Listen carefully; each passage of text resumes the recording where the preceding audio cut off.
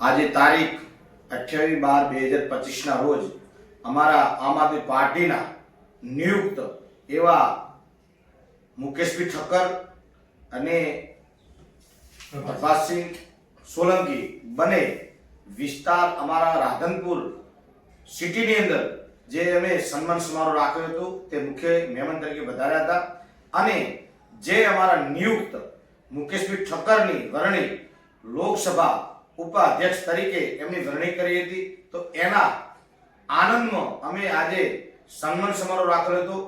ઈ meeting દરમિયાન જે પરમેશભાઈ ઠાકોર એમને આ સભાનું આયોજન કર્યું હતું। અમારા વડીલ એવા જસુભાઈ ઠક્કર તે સભામાં હાજરી આપી હતી।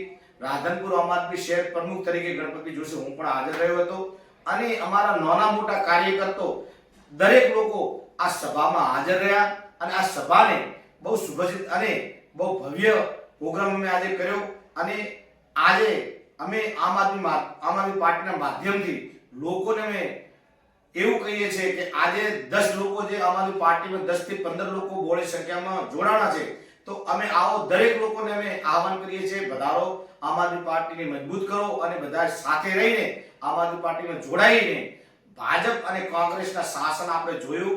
હવે આમ આદમી પાર્ટીનો નવો વિકલ્પ છે। આ વિકલ્પને તમે લઈ અને જોઈનિંગ લઈ અને પાર્ટી મજબૂત કરો અને આ પાર્ટીને જો મજબૂત કરશો તો દરેક પ્રશ્નો હશે એનો નિકાલ આમ આદમી પાર્ટી કરશે। જેમ કે આમ આદમી આમ લોકોની પાર્ટી છે, ખેડૂતોની પાર્ટી છે, સૈનિકોની પાર્ટી, ગરીબોની પાર્ટી છે। જેથી આવો અને આ પાર્ટીમાં જોઈનિંગ લઈ અને પાર્ટી મજબૂત કરો। જય જવાન, જય કિસાન, જય જય ગરવી ગુજરાત, ભારત માતા કી જય।